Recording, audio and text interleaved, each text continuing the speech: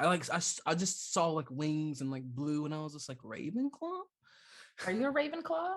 Are there any Ravenclaws here? No, I'm not a Ravenclaw, but I will say hello. I'm Jason Russell from Critical Dice, and welcome to the Fable 42, where we build community through gaming and friendship, and as you've just seen, chaos. You're watching the Duke City Chronicles, and you can watch us here on Twitch Friday nights, 6 p.m. Eastern or 3 p.m. Pacific, or if you want to do like we do in Albuquerque, 4 p.m. Pacific. Welcome. We are going to do a dice giveaway. Put exclamation critical into the chat. Which is live, and you can be entered into that drawing. And hey, if you don't already follow us, please do that. If you don't already subscribe and you've got a free one from your Amazon Prime, we'd love to have it. So with that, let's go ahead and do our introductions, including our brand new castmates. But I will start with Suki as usual. I'm Bridget. You can find me on Instagram and TikTok at string_theories_. And I play Suki Buchanan. She's a 70-year-old, heavily tattooed art professor in Albuquerque. And she's also of the Spooky playlist, and she talks to the dead for a living. Absolutely. And Anne, would you like to introduce yourself and your character? Hi, my name is Anne. You can find me at Dusty Wings Illustration on the gram. I play Fiona Malik. She's an Irish lady with a little bit of a dark side way underneath. And yeah, that's me. Yeah. And what playbook do you play? I played the Spell Slinger. Nice. Some proper magic finally in our game. Love it. And GW. Hey, don't give me that. Don't give me that, GW. First of all, hi, I'm GW. This proper magic user. I'll show you some magic. No, she's arcane. You're divine. Come on. Yeah, I know. You guys can find me on IG and Twitter under GW005, 2 B's, 2 zeros. You can also find me on Clarion Dawn, which is a sci-fi audio drama I did with some awesome voice talent. I don't even know why they allowed me to be there, but I did it, and it was really fun. You can check that out on clariondon.com or any of your favorite podcast platforms. I am playing Quavon Whispers, aka Q. He is the Divine Playbook, or the Divine Blade, because I make blades out of lead or whatever. Don't worry about it. Anyway, and yeah, he's just the team's angsty, edgy. Well, you know what?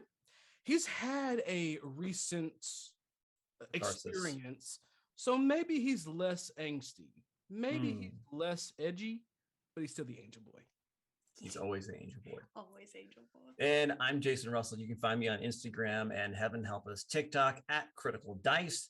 And I think with that, let's go ahead and get into the intro in tonight's episode, The Return. It's an amazing place. Most people have no idea where it is, but we're okay with that. We've got mountains, rivers, deserts, and over 300 days of sunshine, and some of the most diverse and wonderful people you'll ever meet. It's a great place to live, and I definitely encourage you to try it. But we also have our dark side, our own ghosts, secrets, and legends.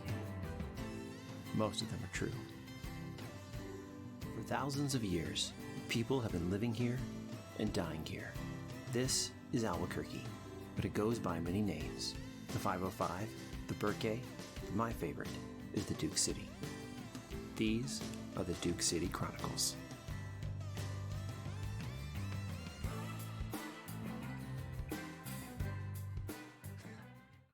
Who that? Welcome back. And as we last left off last episode, the team has successfully returned from 1945 with some roster changes. Katia chose to enter into the time stream at a different point. We don't know where. Riley seemed like he sacrificed himself to quiet the ley lines and repair it.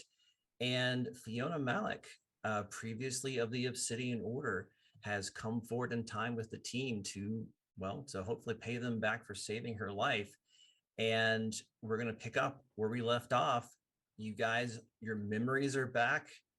You know that you're in the present now, but you're still standing in the endless tracts of sand somewhere south of Albuquerque near White Sands. And in our memory flash, last time a lot more was coming back to us. Do I remember the instance with Riley and the ley line? Yeah, everything we talked about last episode, you guys know, and probably a little bit more. So if there's something you want to know, you can ask me, and we can fill those gaps in as well. Gotcha. Okay. Q was in just a horrible mood. He's in a horrible mood. Every now and then he makes a quick glance at Fiona, but he bites his tongue for now. Meanwhile, Fiona's kind of walking and like seeing how long her hair has gotten a little bit longer, and she's a little bit different, but she can't really put on why. Kind of in her own world. Suki, do we know if we're even going the right direction? You know, I'm fixing to need a very strong drink. Why don't we not worry about walking home? And would you mind doing your magic little zoop zoop to just sort of get us to Sunset House? We'll sit down. Rosalie will make us some tea and something. Is that okay with you, baby? If you can. Keeper, there are currently 3 of us, yeah? Me, Yes. Suki, and Fiona. Right. And I think we've established before that you've done this enough that outside of combat, you could teleport all 3 of you, no problem. Right. My eyes glow golden as I look at Suki, and they kind of go to the side as I kind of scowl at the redhead. And in that scowl, light begins to slowly exude from my back, and my wings of light begin to slowly unravel and curl from behind me. And they Go ahead. And they slowly kind of wrap around the 3 of us, and I'm still scowling at Fiona. Oh, she knows you, man. And then with one, I'll flap and try to teleport us to Sunset House. Yeah, no problem. You guys emerge in a wash of golden light in the kitchen of Sunset House, and everything looks about like you left it. And Rosalita, the Spanish grandmother ghost that I can't say lives there, that apparates there, appears to you, Suki, and gives you a kind of a funny look, and looks around and looks at you. Rosalita, you don't even want to hear it. Could you get the tea started, honey? Thank you, babe. And I'm gonna like go over to Quavon and like put a hand on his chest and be like, thank you for doing that, honey. And I'll turn to Fiona and be like, get yourself in a chair. We've all had a really hard day. I'm gonna go get something a little special, and I'm gonna go head to my mystical library. And why do I feel that needed quotations around it? Mystical library. Which I think I'm not sure if we ever established it, but I like to think it lives in, you know how a lot of old houses have those like window seats that have like a flap open? Yeah, we did talk about that. Yeah, like the little reading nook. I think it lives in there. So she like clears out kittens. She clears out all the like needle point pillows with all the grandma sayings on them, and sort of throw them over. And there's one that says "Not today, Asmodeus," and yeah. Gosh darn it, Billy. And and so she pulls out a particularly old and dusty tome and opens it and pulls out a large bottle of Tennessee bourbon and brings it back to the kitchen with her. Nice. And while you're doing that, Fiona, you saw Suki talk to absolutely no one. And then a moment later, when she walks away, you see the kettle shift by itself onto a gas burner, and the gas burner turn on by itself as the kettle starts to warm up. Oh, Jesus, what is going Oh, Hey, yeah. Q. Don't touch me. Q. What? Did you see that? Did you see the kettle? This place is haunted. It's ghosts. Oh. Oh. And she just kind of takes her cross and like not ever still facing the kettle, like has a seat, like clutching her cross a little bit, which is ironic because she's half demon. I met that other side. You know, Every door has a lock. the Obsidian Order sent you to send us back home. They trusted you to do it right. They did. Why? Because I could. And I did. Did you? I think there was some bumps along the way there. Definitely was. I only remember some of it. I wouldn't recall my friend getting sucked into a ley line, a bump in the road. That's true. But it happens in this business. Didn't before you. No. It didn't. But I've been doing this for a lot longer than I think you know. I'm sorry about your friend. Are you? I am.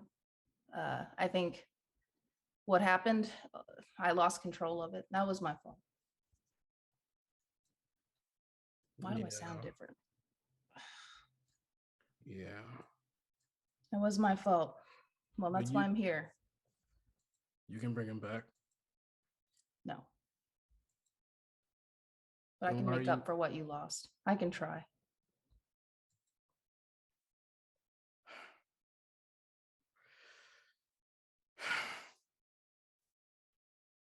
Come back. No one knows the rage of the demon more than me. I was gonna ask about that. If you don't, think it's too rude or anything. And she's just sort of kind of gonna interact with the Rosalita ghost and have hold out her cups and have Rosalita pour tea and stuff for it and pass them out and add a generous amount of whiskey to each of them as she's talking. Not to be rude or anything about that, but does that sort of side of you make an appearance on a regular basis? Is this something we're gonna have to worry about? Because normally we're kind of in the business of murdering demons. Actually, no. Quick question, DM. Has this happened to her before? Has a demon come out before? Rarely. So it has. Yeah, I figured. Maybe once a century when something like this happens, but it's incredibly rare. Okay. Not often. It's been a long time since that's happened. I'm still got a little back pain from it.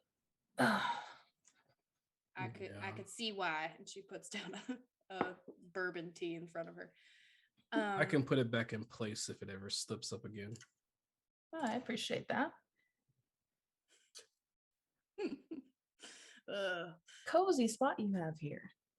Oh, thank you very much. Yeah, this is Sunset House, the hauntedest house in Albuquerque, if I do say so myself. Haunted, huh? Oh yeah. Y'all met Rosalita. She's oh Rosalita, you didn't introduce yourself. Oh, honey, you don't need to be shy. She just looks at you furrows her brow, stop making me talk to your friends kind of look. I face a blank spot, which is not where she is. And I'm just Hello, Rosalia. I'm Fiona Malbuck. She's to the left, but she appreciates it. Yeah, we also have like a regular cast of characters that kind of comes in and out. But it's a cozy spot. You're never really all alone, ever. You know. Fiona, I want to I know that feeling. do what you want, Fiona, but I want to let you know something. With the use magic move on your playbook, you could theoretically make Rosalita visible for a short time. Oh yeah, I saw that. I'm just saying, but do what you want. And I will warn that she is like sort of nearly headless Nick-esque. She kind of that's has fun. yeah, so it would be a shocking sight, but a sight nonetheless. Oh my goodness. Yeah. But well, I guess, Fiona, that you ain't from around here. Since, you're with the order and everything. Nope. I have no idea where I am. Great. Well, it's Albuquerque. I guess you don't have any digs yet, huh? Did the order like give you any sort of heads up on like, hey, when you get to the future, look us up over here at this compound or whatever? No, that's the thing. This whole thing was my decision. I chose to come with you guys. Oh. Yep. All right. I didn't know that you could do that with the order. They seem like sort of the kind of place where they're like, you go in and you don't come out, They're sticklers for sure. Yeah. They ain't gonna be hunting you down now, are they? Hey, can I have some of that tea?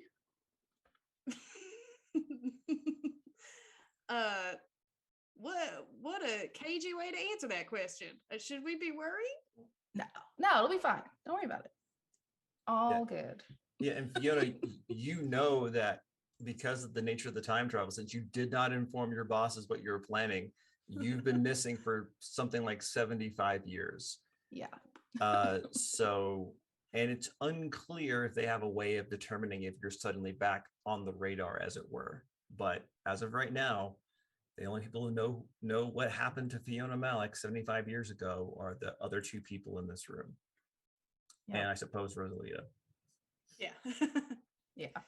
It's not very talkative. She knows all the tea. Yeah. She knows all the tea. She's Yes. the tea ghost. If you want, we can always reach out to Ambrosius for you. We'll cross that bridge when we come to it. I'm sure they'll find me somewhere, Yeah. And it just occurred to her, like everything. Mm-hmm. And she just kind of mulls it over a minute. Now, Fiona, I will say this, that when Q says that he said that he can call Ambrose, you know that Ambrose is also fairly magical and pretty long-lived, but Q just basically confirmed to you that he is still alive in this time period, which was something you did not know for sure until just now. Yeah. Okay. Cool. Suki, I think you get a phone call and about this time, and it's Chet actually on the caller ID.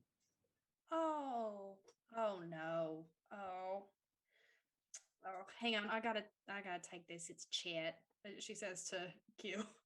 They're like, hello? You gave him your number? Mr. Buchanan, I'm really sorry to use this number. I don't usually, would call. I mean, someone of your renown and your art and everything. And so I tried calling Riley first, and he wasn't picking up. You're And good, buddy. You're good. So, are you guys busy? Well, depends on if there's anything worth getting busy about. What's going on, Chet? Well, so how like the rail yards are like our the new base now and everything that the order used to use it and everything else. Yep. No, I was there. And like no one else knows that we're there and everything. So okay, keywords, check keywords. You have a visitor here, and I think you should come right away, unless you're trying to kill a ghoul or something, that'd be great because it's kind of creeping me out. Oh, okay. Who is it? I'm going to send you.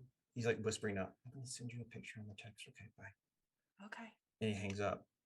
And you I impart that information to my friends. A visitor. And you get a ding a few seconds later, and there's a kind of a bad angle, but it's clearly inside the base at the rail yards, and sitting in a chair is Wayne Eubank. No. Oh, we gotta go. We gotta go. Here's your tea. Is that a phone? Oh yeah, this is the phone now. Yeah, it just slips in your pocket. It's real nice. It's just one big screen, and it look, check it. You're gonna this is gonna change your mind. I mean, will blow your mind. And I'll hit the thing, and it'll just sort of open, like my iPhone will open. I don't have my iPhone on me right now, but my iPhone will open. I know, it's just one screen. You get to touch whatever buttons, and then it'll, take you to the internet. Oh my God, you got to figure out the internet. Hang on. Taps on Twitter. Oh, you don't want to go there, honey. There's nothing good that goes on there. And Anyway. exactly at that moment is when my wings flap and all three of us teleport to the base. Oh, that's amazing. Yeah, I'm gonna say, Q, that I think that the base is no longer warded. So yes, you could teleport straight in there. Do you want to teleport into the big open room that has the kitchenette and the training area and some of the beds and recreation area, or did you want to be outside and then come up with a plan? Where do you want to go? The whole making a plan thing was Riley's thing. On the picture where I saw Wayne Eubank, is that room big enough for multiple to bamf? Oh yeah, absolutely. That's that kind of big, kind of ready room where, I mean, it's probably, 3,000 square feet. That's and where we're different going right now. sections are dedicated to different things. All right, so you guys just bamf in front of Chet, and he's just he still has the phone. He's like, oh God, hey guys. And Fiona, you can see this guy named Chet, and he's about 5'5", kind of a bigger chin, Hawaiian shirt, a little stocky. And I think even from your time, you would know the word dweeb. And that's probably the best way to describe it. And he's like, oh, hey everybody. Hi. Sir, your appointment is here. Oh God, this is so weird. You guys said he was dead. Yeah, we definitely saw him die. What, did he say anything to you? Oh, he just said he was waiting for you and for Q and Katya and Riley. He said your names. Oh. And there's not another context where those names go together. That's very true. We are very unique as a group. Also, Chet, okay. This is Fiona. Fiona, this is Chet. Hey, how's it going? Okay, I gotta go charge a robot. This is you guys. Bye. Okay. And he leaves to go charge the robot. I gotta go charge a robot is the greatest way to get out of any conversation. I know. Yeah. And Eubank kind of turns slowly in his chair and looks at you. Stax, you want to come onto the screen, please? Shut up. Shut up. And Stax, you're a little surprised at their appearance, but it sure is the people that you got the memory of, and they're looking at you. It's kind of that Spider-Man meme where you're looking at them, they're looking at you. What would you like to do? You said he was sitting down, so he'll stand up and kind of adjust himself a little bit and look over at Suki and Q and I guess Fiona as well, because they're all standing over there. Hello. Where's Katya and Riley? Oh, I slowly look over at Fiona and kind of just Well, unfortunately, they're no longer with us at this time. We don't know where Riley is, and we also don't know where Katy is, really. So, unfortunately, it's just me and Q, and this here's Fiona. I don't think you met her. Um, this is gonna be a series of weird questions because there's no good way to provide context for our relationship with you. Do you remember us from 1945, or do you remember us from when you were an alien? That's a difficult question, actually. I got a memory to come here. I remember you and Q, and Riley and Katya. And I know you all help people. And Do you remember a golem? not sure if I remember a golem, but and you'll watch as he's talking to you, his structure starts to like morph a bit, and he'll and you'll watch his body mass change, and he'll revert back to a human male individual that like looks up at you and kind of like shakes it. I hate that. Sorry. Hi. Who are you? Who are all of you? I'm sorry. Well, we Fiona. were just about to ask you the same thing, honey. Oh, I'm Gates. Everyone just calls me Gates. Don't. Some weird stuff's been happening lately, but something's told me to come here, and the thing that I just was, he has memories, and you all help people, and I think I kind of need help. I need help. Can you all help me? Keeper, I have a question. I'm sure you do. How can I help? So many questions. So, okay, when we popped up in here, he was Eubank. Then he transformed into another human person. Mm-hmm. Can I ask? Yeah. I guess, Stacks, what does this new human form look like? He actually is wearing currently like scrubs, like nursing scrubs. He has like a backpack with him that he brought, but he just looks like kind of like a college student or some young type individual, just a normal Joe. Keeper, what is Eddie's last name? Eddie. Eddie's last name is not Gates. Okay. It's Okay. Like, oh no, Eddie. yeah, no, it's not Eddie. Because Gates, if Stacks, if you told me correctly, is African American and Eddie is Caucasian. Yeah. So Okay. they're very different that way. They could be brothers by adoption. I don't know, but no. Okay. I was just making sure. I was making sure. Yeah. Okay. Just making sure we didn't drive that. You're not that guy. Also Eddie's that guy that Eddie's drove. last name is Gilbert. I just remembered. Gotcha. Gates, was it? Yeah, Gates. And you're Q, right? Yeah. But so you just transformed. Yeah. What other stuff can you turn into? It's random, but kind of anyone. But it's weird. I don't know how to explain it. It's just something I can do now, as of late. As late. Something changed that you weren't always able to do this. No. Yeah, it's only been Stacks like maybe a few weeks, 3-4 weeks. Yeah. Three or 4 weeks. Oh, you do need help. What happened? I'm sorry.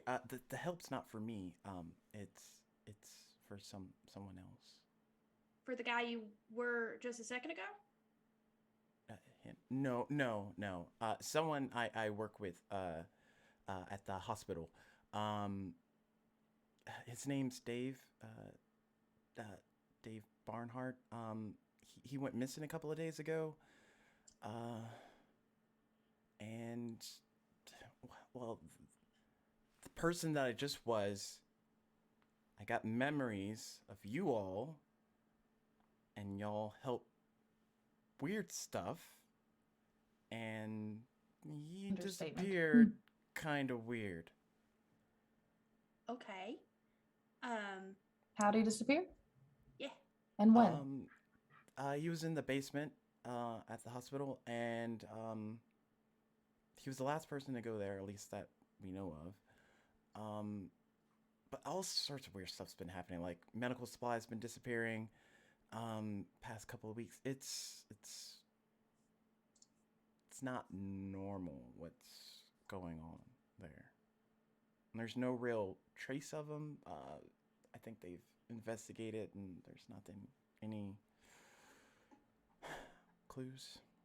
And Stacks, I'll give you this too. I think Gates, whenever he's kind of like been in that same area, trying to like look and see if he's just like, is down there hiding or like had a stroke or something and needs help. Every time you kind of get in that area, like not only does Gates, but the other guy also gets like real nervous. Like there's a sense of dread in that spot. Keeper, I would like to know what's being concealed here. Roll it. I assume that you're investigating a mystery, sir. Yeah, I'm gonna try because I just need to know who's telling the truth. It's just a lot. So crap. What am I adding to that? Sharp. Sharp. Plus sharp. Right. That. That's gonna come to a total of, if I can find it. My sharp is plus. Oh right, plus 0. So 7. 7 total. 7. You can hold 1. You want to know what's being concealed here? Yes, please. He is mostly telling the truth. What he's concealing is he knows exactly how he got this way, how Gates got this way. I am gonna kind of walk up to him. I'm gonna just want to look at him in his face. Tell me how this happened. I know you're lying. How did this happen to you? And he kind of like looks over at Suki, the less intimidating one. It's okay, baby. He's just real intense. We were gonna ask you that anyway. We're gonna have to know, unfortunately. So I'm a student down at the university, and I have an internship at the hospital where I'm trying to get my nurses. This whole thing. Anyways, one day, when I got off of work late, I came across this. Well, I made my way home, and going through my notes and stuff, there was something in my bag, and it kind of like latched on to me. I don't know what it was at the time. And then since then, weird stuff to me has been happening, but I can take care of that. Like I can turn into people, and I get these memories, and they're not mine. And I kind of figure you don't tell those things to people because they might think you're crazy. I mean, it sounds crazy to me, and I'm the one experiencing it, so. It's a fair point, honey. We are in the business of stuff that people wouldn't believe. You said something latched onto you? Yeah, it was kind of sentient. I don't know. A little sentient something. Yeah. Oh. Now, What did it look I like? wonder if that was the same little alien that Eubank was. So it was like a sentient thing? It wasn't like a little machine or nothing? Like a little strength dart or anything like that? No. And Keeper, would I know the name Eubank? Like, would that be familiar in my memories or? Yeah, I think it would. because not only did you hear Chet use that name, I think it's also kind of rattling around in the back of your head. Now, I will say this too, Stax, you have a move that we talked about before too, where you can actually ask your passenger questions about the past. Oh yeah. And if you want, this would be a great time to roll that. Okay. Again, do what you want, but it's plus weird. Plus weird. Okay, I'll try that. Yeah, I'll because if try you're and like trying to, tap into. because it sounds like you're specifically trying to figure out what the passenger knows. So 7 plus 3, 10. A 10. Okay, that's a full success. You can ask up to 2 questions. So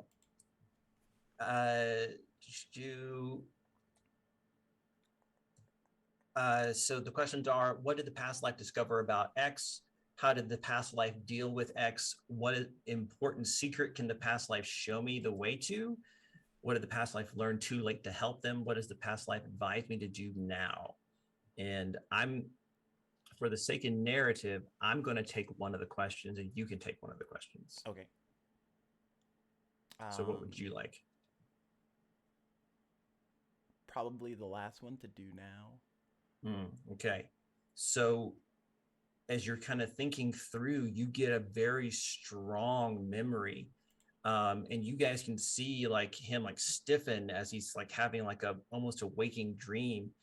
And Gates, you feel anger, you feel intense rage. You see yourself leaping up with claws and striking at some giant boulder. You feel yourself grabbed by the waist and a fist the size of a bulldozer punch you, and you feel a separation and everything goes dark, but you're still vaguely aware and like just pulses of consciousness, and you feel yourself fall out of a tree branch into a backpack, and then it zooms to Stax's Gates's your bedroom, and you're having dual memories of you looking at this football-sized crystallis, and the crystal's looking up at you.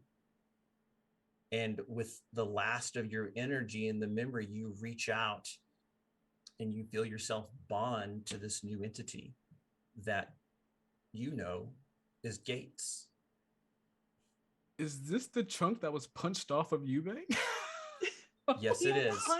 The golem punched the alien out of Eubank. Or a piece of him survived. A piece of Yes. him. In the Wow. end of episode 3. Yes. Oh my And God. what the past life advises you to do now, he gives you a flash of standing in the snow amongst trees, and you can hear howling coming from the distance along the ridge around you, and you stand up and you're breathing hard, and you see a man in a fedora stand next to you and cock a gun. You see another person stand next to you and help you up as he pulls a knife to help you defend against the things around you. And a woman behind you starts muttering and casting a spell. And what he's trying to tell you is to face the dangers ahead, you're going to need friends. And in that moment, he'll like, yeah, I don't think I'm gonna get used to that.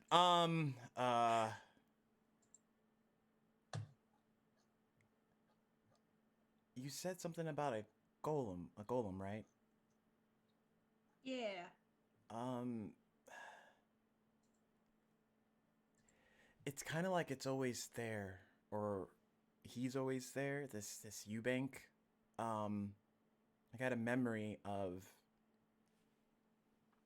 claws and striking and a golem, and like a piece of him came off and ended up in my backpack.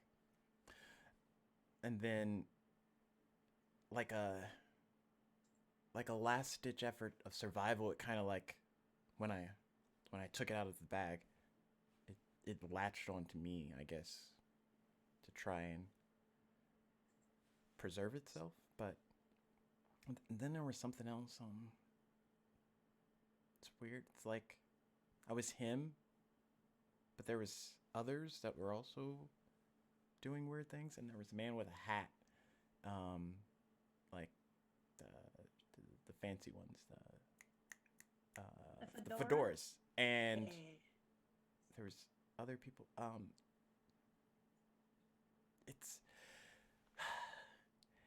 It's a lot to take in. Weird. Yeah. Well, I'm going to say something to you that not a lot of people are going to say to you. That makes a lot of sense. All of that makes a lot of sense. You found the right group. Well, all right then. So what you're telling me, so our pal Eubank, the other guy that you tend to morph into, he used to be a professor, but he also used to be sort of an alien. We don't know how he came to be that way, but I think in the battle with the golem, that piece that got like pew off and ended in your thing, that's a little bit of Eubank. So what you got right there is a hanger on, which is you're taking it surprisingly well. I feel like if that happened to me, I would continue screaming for 4 weeks, but you're very well adjusted. Good on you. So does Eubank have a specific message for us, or is he just here to like so that he can help you with help us help you with finding your friend, or I think part of it is a little bit of that. He knew that you all would be able to help. We've been getting to learn more about each other these past few weeks, but when my friend disappeared and I didn't know what to do, it was almost like he did, and then this is his way of showing me that. So here I am. yeah. Well, Eubank is a very smart man. I'm glad he brought us to you, and you to us. We'd be happy to help out with your friend if you want. I think it would also be a good idea if we could all sort of, if you wouldn't mind us sort of helping you out with the whole Eubank thing. Like you tell us, when it's happening, or if it's coming on or whatever, or talking to Eubank himself. I don't know. I honestly have never come across this. So I don't know what the right answer is. But the problem that we can solve in front of us is definitely your friend. So why don't we tackle that first, and then we'll worry about alien passengers later. Sounds fair. Like I said, his name's Dave. He works at the hospital. Dave. He's, I think, a bit older than me, and he's been missing for like a few days, and no one really knows what happened to him. But it happened in the basement.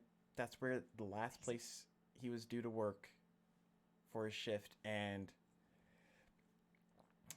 there's a place called the RX stock room, and that's also where like a lot of those medical supplies have been going missing. And I mean, if you worked at the bank or the hospital before, it's not like we're not in the business of just pocketing a bunch of meds, but Thankfully. Luckily, yes. But and it's also, there's only so many people that can get in there in the first place. So the fact that anyone has access is strange. Okay. Sounds to me like we have to search that hospital. Excellent idea, Miss Fiona. That's what I was going to say myself. What time is it, Keeper? It's about 9 o'clock at night now. Okay. Well, it's about 9 o'clock at night now. I know that the three of us have just survived time travel. So does anybody need a night's sleep or anything?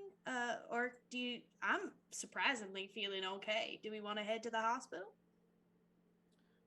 Hugh like plops down in the nearest chair and just starts taking off his 1940s gear, taking off his tie and like loosening his shirt.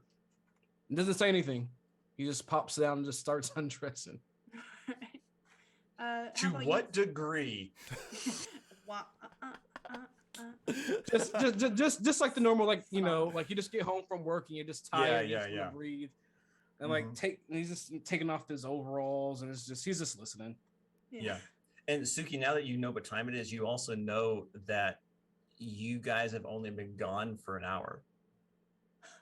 Well, would you look at that? You guys went back in time about 9 o'clock, about 8 o'clock tonight.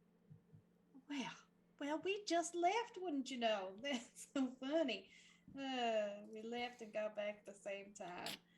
Wow, I really hate magic irony. Anywho, everybody ready to go search a hospital for a missing man?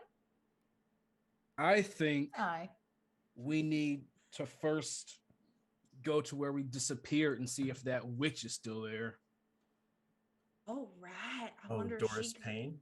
Yeah. Doris Payne. I wonder if she got vaporized. Because didn't we, I don't know, leave something with her? We left my professor friend sort of stuffed in a tube. Maybe you should check that out first. Is she an actual witch, or is that just like an endearing? She's an actual witch. Oh yeah, yeah. She's a real witch. I wouldn't say she's a demon. As I glare at Fiona, she's a witch. So spicy about things.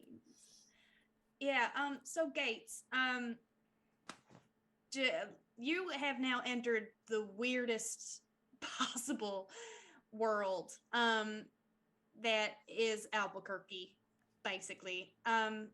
So there's a lot of stuff that you were told that don't exist that actually does exist. So would you mind making a little pit stop with us before we go to the hospital? We can explain some stuff along the way. Sure. Yeah, that's fine. Yeah. Y'all are helping me, so I'm here. Thank you, baby. That's very accommodating of you. Yeah. And I'll say this, Gates is working at UNMH, which is the university hospital. So the engineering building and the hospital are only a few blocks away. Like once you get back to the Mustang that's still parked at UNM, you could actually walk to the hospital if you could bear to be able to park when you're staying that long. Your gun's also there, Suki. Oh, awesome. I'm going to take my gun and I will give the Stang just one like sort of loving hug across the hood, and it's just like, good to see you, baby. I'm glad to be back. I'm glad I didn't have to leave you too long. All right, I'll see you later. Okay, you stay right there. And is that a sentient vehicle or just?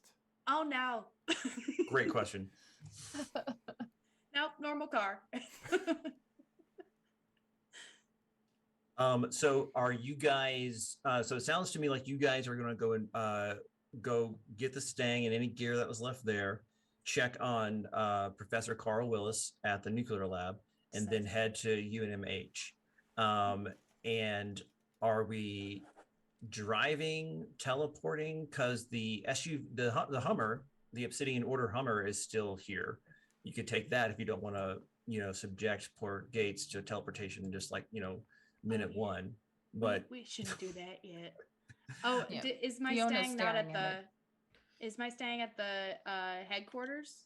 you guys took the Stang to UNM. Whoops. And so all right, well, that happens in the future. It's been there about an hour. All right, yeah, it's been there about an hour. No, it's not good even to a part of visualize the goals, Suki. It's good, yeah.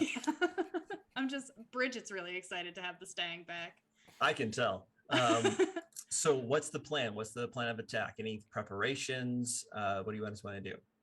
I don't think we should subject Gates to teleportation quite yet. I don't know. What do you all think?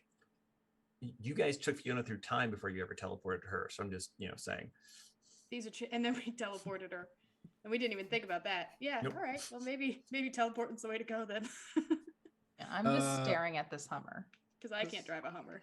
Yeah. So Fiona, this is a original H1 first generation Hummer. And as you're looking at it, is probably it reminds you like a mix of a Jeep, a tank, and like a limo, maybe. Like it's super weird. But there is also something about this vehicle. And I'm looking at your playlist. Thank you, Suki. Your playbook. Do you have like a way of like detecting magic? I do. Yeah. Is that forensic divination? Is that what it is? Yeah. Yeah. Spell sniffer. Yes, spell sniffer. It's officially been changed. Let the record show. Could you roll plus sharp a investigate a mystery roll for me? Yeah. So roll 2d6 plus your sharp. 8. 8. Excellent. This thing is not magical, but it has been infused with magic. And you recognize the spell structure. Yeah. It's a obsidian order style spell. They do things a certain way.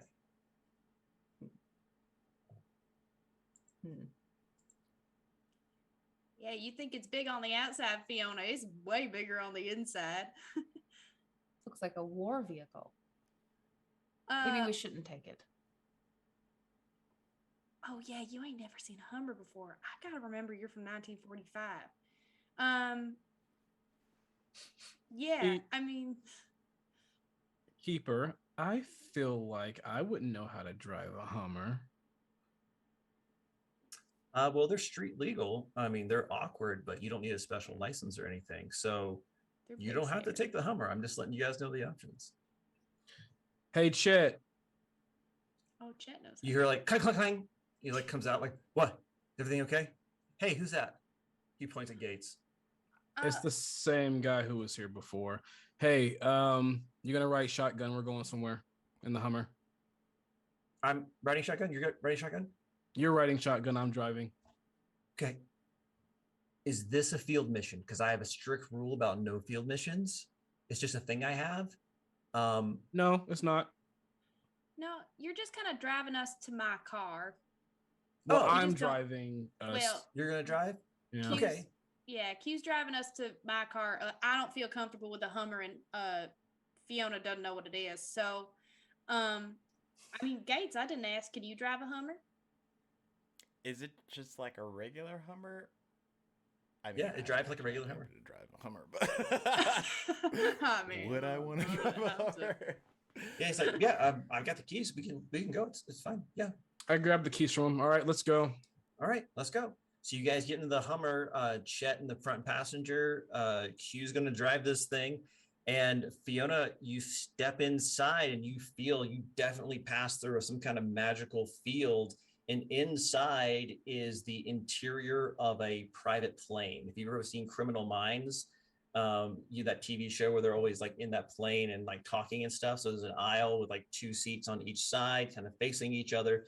It's a mobile war room, but you just stepped into a different space. But if you look in the front, you can see Chet and Q at the steering wheel and a little bit of a shimmer.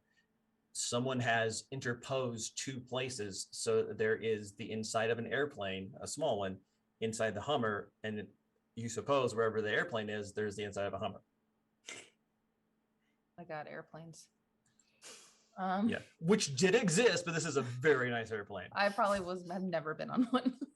Well, yeah, you can teleport. That's how you get to Albuquerque in the first place. So yeah. Yeah, I just very slowly sit. Yeah. It's very futuristic. It feels weird. And Gates, same for you. You step in, you're just like, okay. I mean, it's not the nicest private plane you've ever been in, but like it's nice. Okay. And I start driving. Like the Keeper, the reason why I wanted Chet to be shotgun is just in case I need a little bit of help, he'll Mhm. be there. But Great. like Q was gonna drive. Right. And so since you made a big deal of it, I want you to act under pressure, please. Oh, buddy. Well, I mean, I'm cool. You're Great. very cool. Let's see it. +2 cool. All right. How many luck do I have? Okay. You're gonna use luck on this. I rolled double sixes. Hey.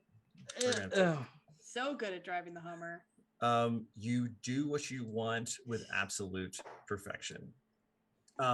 It's a little weird getting used to being able to look inside over your shoulder and see a much longer vehicle, but then look through the mirrors and it's a much shorter vehicle.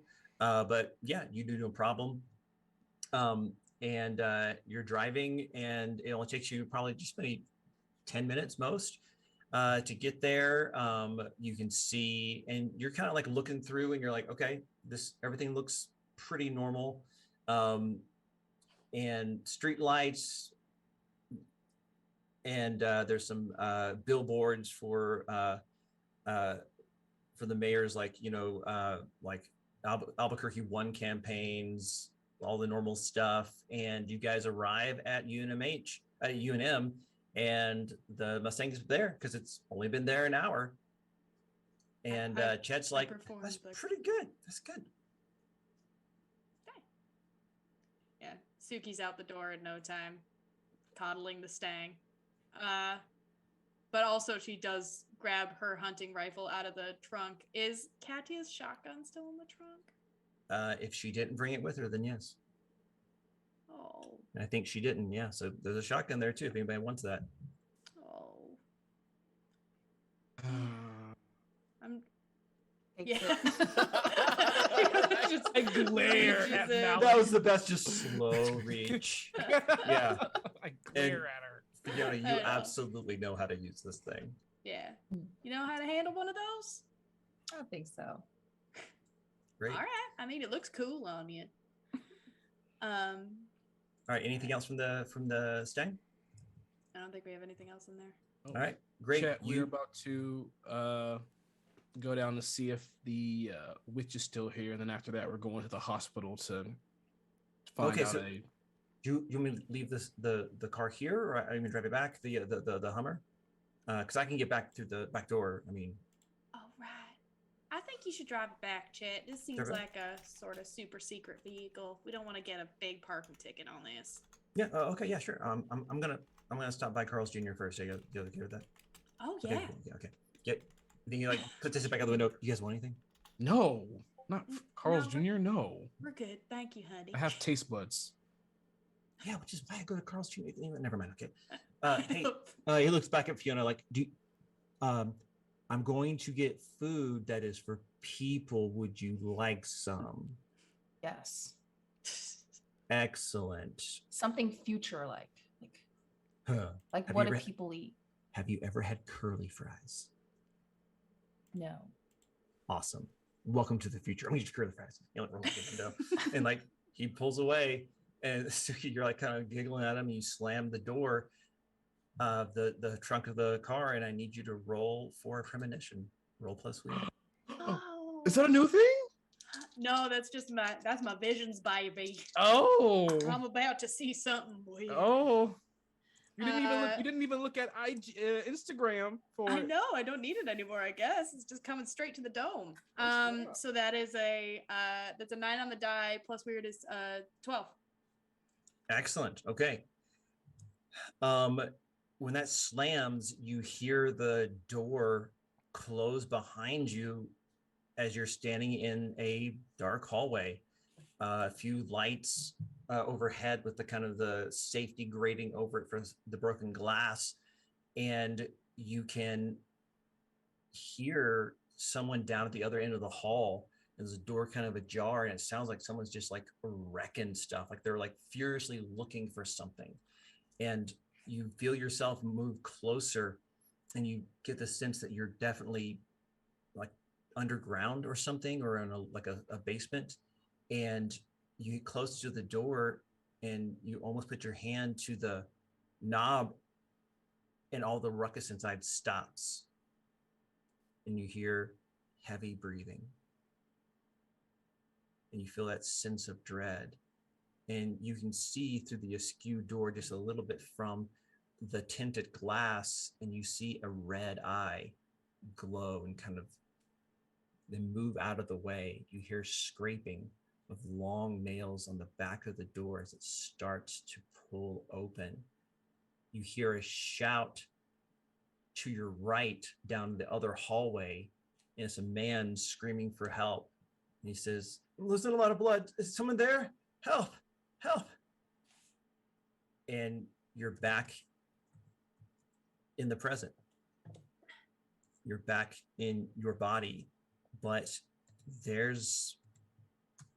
you're holding something in your hand. Oh my goodness. What did I get? Oh. It's a tarot card A physical one? Judgment. called Judgment. And that is where we're going to end our episode. Oh. Thank you so much for watching. Please join us next week at the same Albuquerque station, the same Albuquerque time. And we'll have our full roster along with Stax as Gates, the monstrous alien, and going on our full hunt, The Return, to rescue, hopefully, his friend, Dave Barnhart. But until then, Maybe. Albuquerque's a weird place. Let's keep it that way. Peace.